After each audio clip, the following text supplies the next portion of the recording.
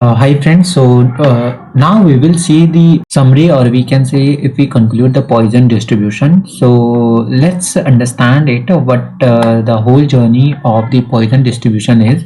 So basically what we do is we will do a small analysis on one CSP, that is 50-year earthquake data, Peninsular India, right? So again we are importing the necessary library before that, and these are the library for Poisson distribution, and again plot for plotting the graphs and math, right?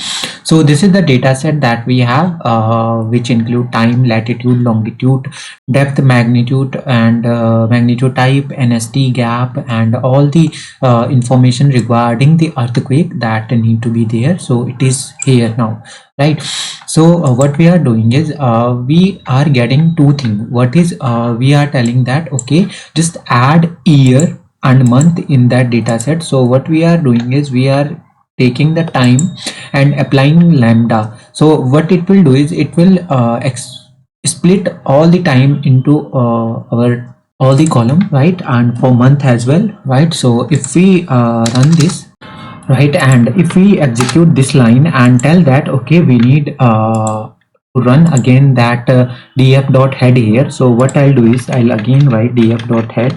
Okay, so we get it. So here you will see that we will have two more column here, year and month. So everything will be added on the basis of the year and month based on this time column. Okay, so here again we are telling that okay, just have a new data frame and get the data frame that we have, and after grouping that we are counting that thing, right, and we are accessing the particular column, that is latitude value. All right, so next thing what we are doing is we are telling that just replace the latitude name with the no earthquake. So again we simply call the rename function, right, access1 in place true, which will return in the data set that is in df2, and resetting index again replacing true. So if we get the group by year dot mean value, so no earthquake, that is latitude value, we will get as 1.316, right? So this is nothing but the value. Okay, if we get the e value for that, this will be like that. Now, what next thing we are again to get the Poisson distribution. Hope you remember that we need two things. One is rate and access. So to get the rate, we are again grouping by the df2 year and getting the mean value for that. Okay, if we get the mean value, that will be stored in rate, and if we get the x, so x will be nothing but our e range from 0 to 10, where the increment will be of one value, right? So let's run this first. What I'll do is I will run all these, right, and here we will try to get the rate and x value. So let's print the rate, sorry, and also print, then also print even. Here you can see that no earthquake will give us the same value that we got here, 1.31, and our x value, that is nothing but this x value, it is a range of 0 to 10, right?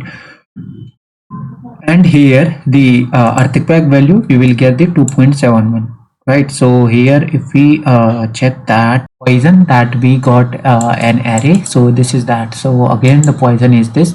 Now if we want to plot this by using plot, right, so again we are passing x and Poisson, and just mark those points by this rounded value, and here you can see that this is nothing but the Poisson gamma value, and here we will have number of earthquake occurring in a year, right?